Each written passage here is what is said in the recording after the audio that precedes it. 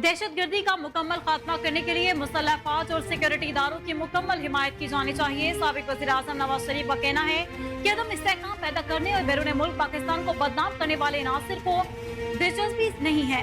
7 साल पहले जिन मसाइल पर काबू पा लिया गया था वो फिर संगीन बहरान बन चुके।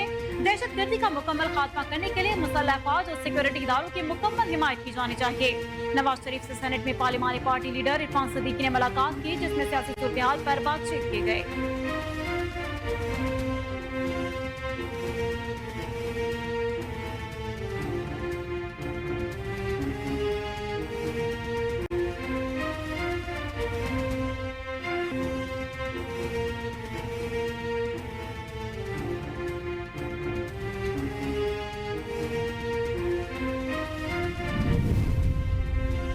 फॉर्म 47 वाले मुल्क नहीं बना सकते। शाफिया की हुकूमत एक फीसद की हुकूमत है जो निजाम की तब्दीली नहीं चाहते। साबिक वज़ीर आज़म शाहिद खान अब्बासी अवाम पाकिस्तान पार्टी की इफ्ताही तकरीब से खिताब। आज हमें अपने इक़्तिदार की परवाह है, मुल्क की नहीं। पाकिस्तान में जमातें मखसूस मकासद के लिए बनती रही। हमने अभी किसी पार्टी में शमूलियत की दावत नहीं दी। इलेक्टेबल सियासत का हिस्सा है, लेकिन हर इलेक्टेबल काबिल कबूल नहीं। शाहिद खान अब्बासी का कहना था कि जिस सियासतदान की शहरत ठीक नहीं वो अवाम पाकिस्तान जमात का हिस्सा नहीं बनेगा। हम हर अच्छे वक्त में एक जमात का हिस्सा रहे। अगर सियासत सिर्फ इक़्तिदार के लिए ही हो तो इसका हिस्सा नहीं रह सकते। फॉर्म 47 वाले मुल्क नहीं बना सकते। हर कोई पूछता है कि क्या आपके साथ एस्टेब्लिशमेंट है। हर कोई सोचता है कि एस्टेब्लिशमेंट के बगैर सियासी जमात नाकाम है। जिन पार्टीज को एस्टेब्लिशमेंट ने बनाया वही लोग ऐसा सोचते हैं।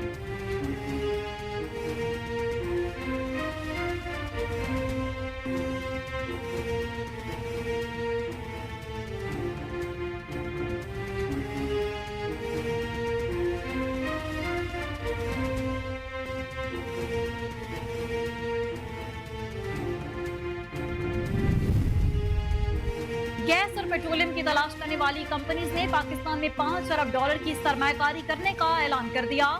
वज़ीर आज़म से पेट्रोलियम और गैस के शोबे की तलाश और पैदावारी कंपनियों के वफ्द ने मुलाकात की। शहबाज शरीफ ने कंपनीज को ऑफशोर ज़खायर ढूंढने की दावत दे दी। इजलास में पेट्रोलियम गैस की तलाश और पैदावारी कंपनीज के वफ्द ने पाकिस्तान में $5 अरब सरमायाकारी करने का ऐलान करते हुए कहा कि आप पहले वज़ीर आज़म हैं जो संजीदगी से इस शोबे पर तवज्जो दे रहे हैं। वज़ीर आज़म को ब्रीफिंग में बताया गया कि 3 साल में पेट्रोलियम और गैस की तलाश के लिए पाकिस्तान में 240 जगह खुदाई की गई। इस वक्त में वज़ीर आज़म ने कहा कि पाकिस्तान में मकामी सतह पर तेल और गैस के ज़खायर की तलाश अव्वलीन तरजीह है। पाकिस्तान तेल और गैस के दरामद पर हर साल अरबों डॉलर खर्च करता है।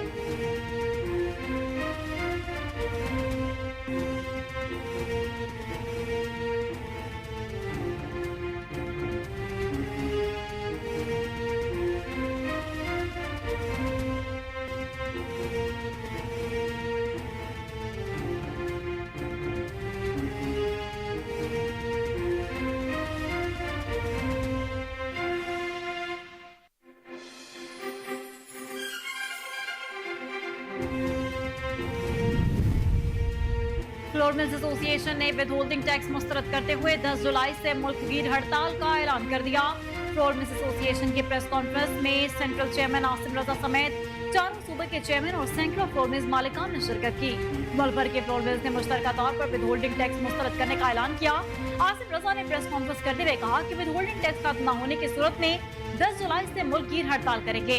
FBR के with holding tax collection agent नहीं बनेंगे। टैक्स जमा करना हुकूमत का काम है, हमारा नहीं। फ्लोर मिल्स पहले से टैक्स नेट में हैं और टैक्स दे रहे हैं। FBR के नए टैक्स से आवाम के लिए आटा महंगा होगा। हुकूमत फौरी तौर पर टैक्स वापस ले।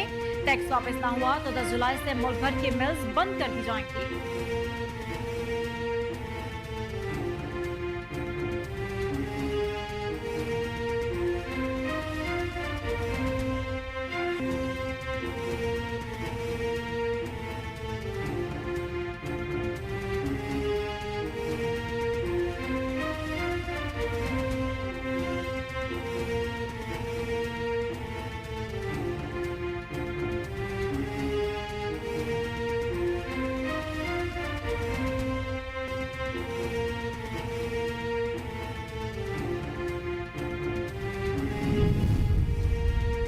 बानी पीटीआई इमरान खान को जेल में सहूलियात फराहम करने के लिए सदर पाकिस्तान और वज़ीर आज़म को खत इरसाल।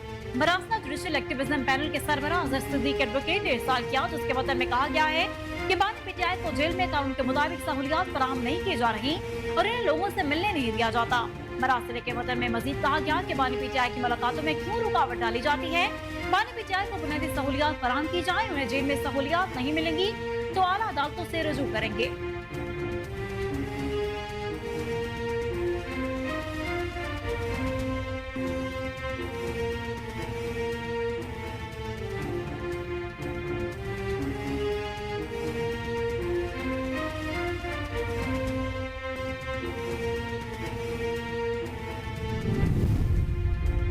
नौवीं मुकदमात में बानी पीटीआई की अबूरी जमानतों की दरख्वास्त पर फैसला महफूज। बैरिस्टर सलमान सफदर इंसदादे दहशतगर्दी अदालत में पेश।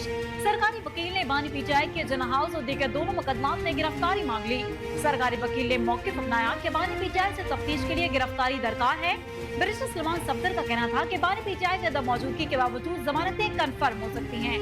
बानी पीटीआई का शुक्रिया अदा करना चाहिए कि इनकी वजह से काफी केस लॉ सामने आ गए। जज इंसदादी अदालत खालिद अरशद ने सलमान सफदर से मुकालमा किया, फिर तो आपका भी शुक्रिया अदा करना चाहिए। बानी पीटीआई के वकील और सरकारी वकील के दलाल मुकम्मल होने पर फैसला महफूज कर लिया गया। इंसदादी दहशतगर्दी अदालत के जज 9 जुलाई को दरख्वास्तों पर महफूज फैसला सुनाएंगे।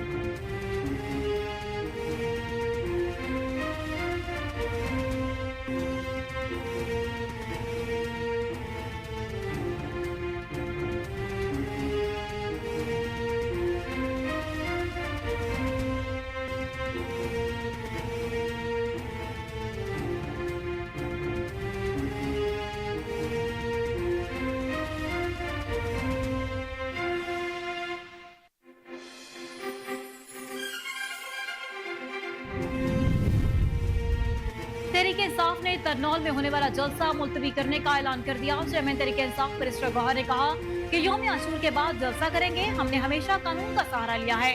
कानून का सहारा लेते हुए आज हाई कोर्ट में पिटीशन दायर की। बानी के बगैर कोई सियासी अमल मुकम्मल नहीं हो सकता। साबिक स्पीकर कौमी असेंबली असद कैसर ने कहा कि आइन से मावरा ऑर्डर किस कानून के तहत दिया जाता है। हम यकीन रखते हैं कि मुल्क को आइन और कानून के तहत चलाया जाए।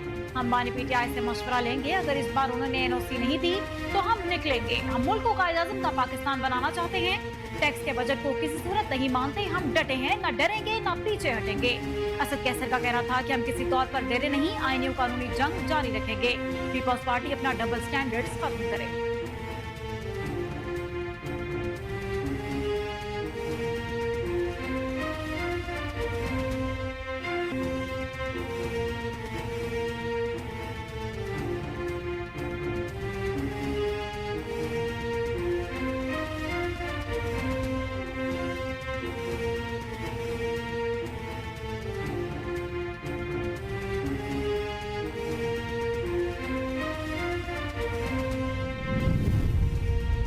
हमें इदारे के साथ कोई मसला नहीं, शख्सियात के साथ इख्तलाफ है। अली अमीन खान गंडापुर ने कहा कि मुल्क में सजा और जजा का निजाम नहीं, कौम अदलिया की जानिब देख रही है। पूरी कौम को पता है कि अदलिया पर दबाव है। अदलिया को कहा है कि आप पर दबाव है तो बताएं, कौम आपके साथ खड़ी होगी। जबकि चीफ जस्टिस हमारे खिलाफ केसेस में बेंचेस से अलहदा हो गए।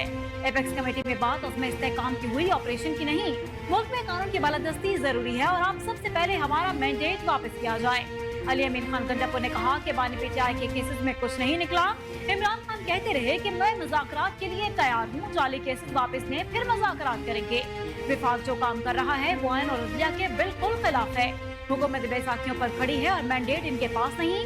अदलिया में फेयर ट्रायल हुआ तो सब सामने आ जाएगा।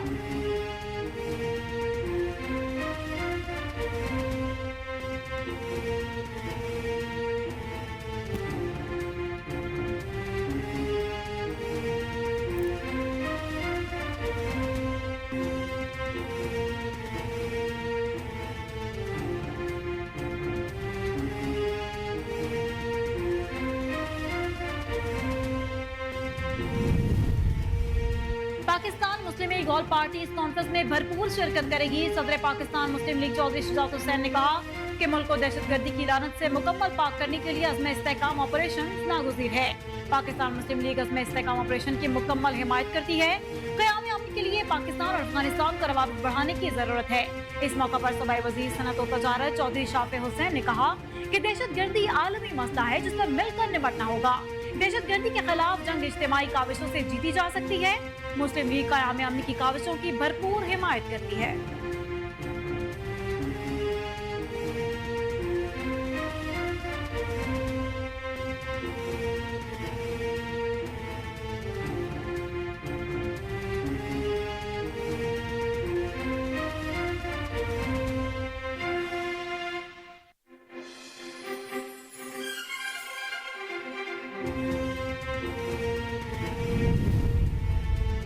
मूसलाधार मानसून बारिशों का सिलसिला जारी। लाहौर समेत पंजाब के मुख्य इलाकों में आंधी और गरज चमक के साथ बारिश। हफ्स और गर्मी का जोर टूट गया।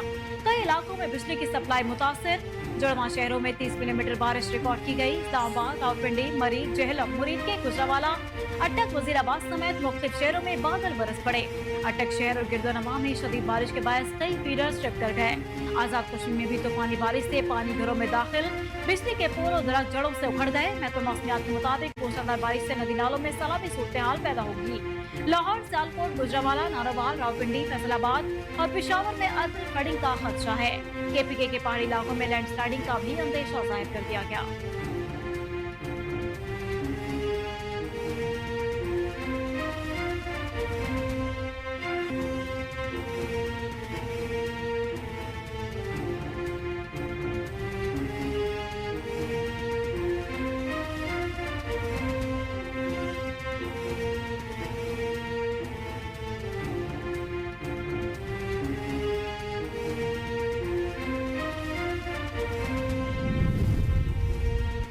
भारत मकबूजा कश्मीर में मजालिम ढा रहा है। मकबूजा कश्मीर में आज बेहुरत रहनुमाओं को शहीद किया गया। अक़वाम मुत्तहिदा की करारदादों के मुताबिक मसला कश्मीर का हल चाहते हैं। ऑल पार्टी हुर्रियत कॉन्फ्रेंस आजाद जम्मू कश्मीर पाकिस्तान के रहनुमाओं की प्रेस कॉन्फ्रेंस। गुलाम मोहम्मद सफी का कहना था कि भारत की कोई भी साजिश कश्मीरियों के जद्दोजहद को नहीं दबा सकती। हर महाज पर कश्मीरी अपनी जद्दोजहद जारी रखेंगे। भारत इस तहरीक को दुनिया में दहशतगर्द तहरीक करार दिलाना चाहता है, लेकिन हिंदुस्तान की कोशिशें नाकाम हो गयी। वो डराओ धमकाओ से तहरीक से बाज रखना चाहते हैं। मोदी ने 10 लाख फौज की निगरानी में इंतखाबात कराए। कश्मीर के लोगों ने इनको वोट दिए जो जेल में हैं। नौजवान तबका भारत के खिलाफ हथियार उठाने पर तैयार है। 8 जुलाई को एक रैली आर्ट्स काउंसिल से प्रेस क्लब तक निकालेंगे।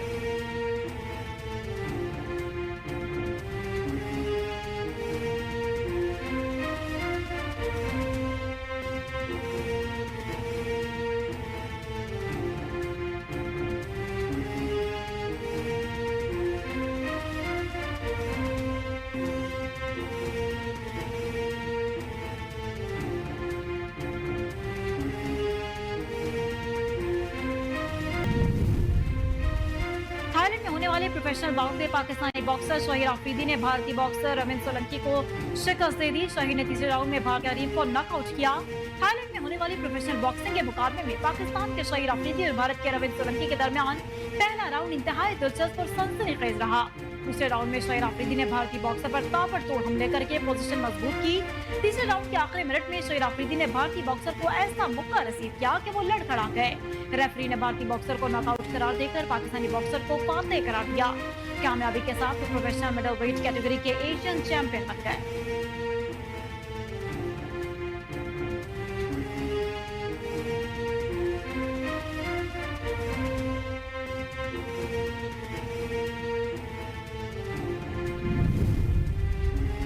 स्टार बल्लेबाज विराट कोहली और अनुष्का शर्मा का बच्चों के साथ मुस्तकिल तौर पर मुंबई से लंदन मुंतकिल होने का प्लान।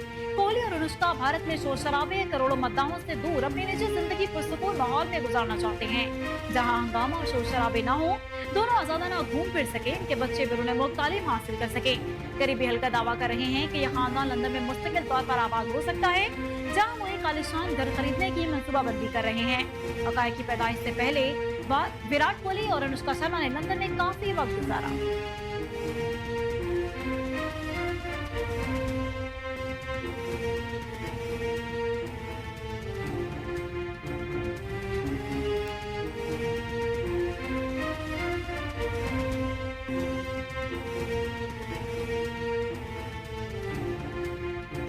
गिलगित बल्तिस्तान के जिला शगर में पाकिस्तानी खातून कोपेमा समीना बेग की तबीयत खराब हो गई, अस्पताल मुंतकिल। डॉक्टर्स के मुताबिक समीना बेग के फेफड़े में पानी भरने के बाद तबीयत बिगड़ गई। हेलीकॉप्टर न मिलने पर समीना बेग को गुज़िश्ता रोज घोड़े पर बेस कैंप से रवाना किया गया। समीना K2 के मुहिम जोई के लिए बेस कैंप में मौजूद थी। गैर मुल्की डॉक्टर ने समीना बेग को स्कर्दू शिफ्ट करने का मशवरा दिया। वो आज रात स्कर्दू पहुंचेंगे।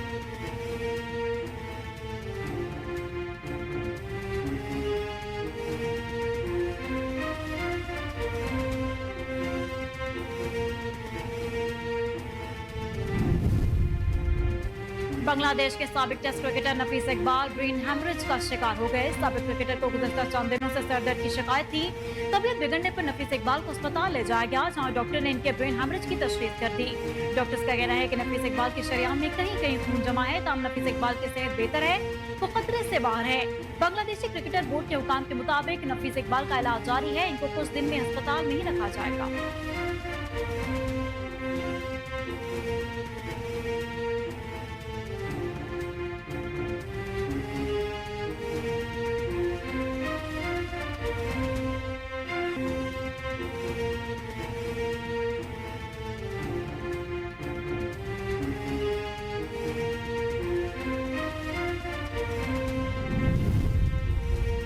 कौमी टीम के टेस्ट क्रिकेटर फवाद आलम की वालिदा 63 साल की उम्र में इंतकाल कर गईं। वालिदा के इंतकाल की तस्दीक टेस्ट क्रिकेटर की जानिब से की गई।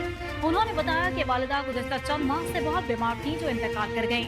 फवाद आलम ने कहा कि मां के जाने के बाद खुद को बहुत ही ज्यादा तन्हा महसूस कर रहा हूँ।